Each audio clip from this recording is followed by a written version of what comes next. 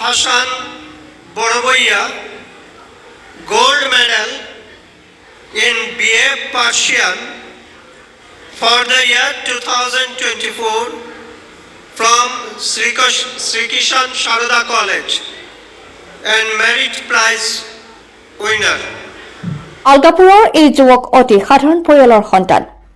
তেওঁৰ দেউতাক আব্দুল লাটিফ বৰভূঞা এজন দৈনিক বজাৰত শাক পাচলি বিক্ৰী কৰা ব্যৱসায়ী, যিয়ে নিজৰ পৰিয়াল চলাবলৈ অক্লান্ত পৰিশ্ৰম কৰে।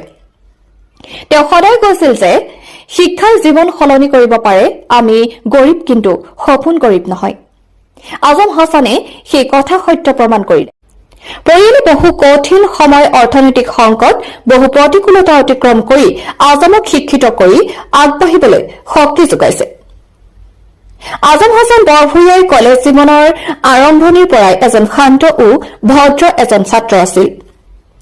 কলেজৰ অধ্যাপক, অধ্যাপিকা আৰু সহপাঠীসকলে আজমৰ মনোবল আৰু অধ্যয়নৰ প্ৰতি নিষ্ঠা দেখিলে যিকোনো শিক্ষক গৰ্ব অনুভৱ কৰে।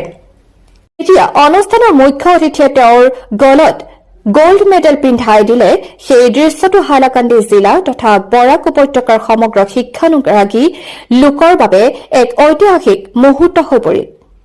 হাইলাকান্দি জিলাৰ বিভিন্ন শিক্ষানুষ্ঠান, সামাজিক সংগঠন, ছাত্ৰ ছাত্ৰীসকল আৰু সাধাৰণ জনতাই আজম হাছানক এই অসাধাৰণ সফলতাৰ বাবে অভিনন্দন জ্ঞাপন কৰিছে। ছচিয়েল মিডিয়াৰ জৰিয়তেও তেওঁক অসংখ্য শুভেচ্ছা, কৃতজ্ঞতা আৰু অনুপ্ৰেৰণাৰ বাৰ্তা প্ৰেৰণ কৰিছে। এই অৰ্জনে প্ৰমাণ কৰিছে সঁচাকৈ শিক্ষা থাকিলে গৰীব পৰিয়ালৰ সন্তানো দেশ সমাজৰ গৌৰৱৰ শীৰ্ষত উঠিব পাৰে। শিক্ষাৰ ক্ষেত্ৰত আছাম ইউনিভাৰ্চিটিৰ এই সন্মান আজম হাছান বৰভূঞাৰ জীৱনত এক নতুন দুৱাৰ খুলিলে। আগলৈ তেওঁ উচ্চ শিক্ষা, গৱেষণা আৰু সমাজ সেৱাৰ ক্ষেত্ৰত অতি উৎসাহৰ সৈতে আগবাঢ়িব বিচাৰে।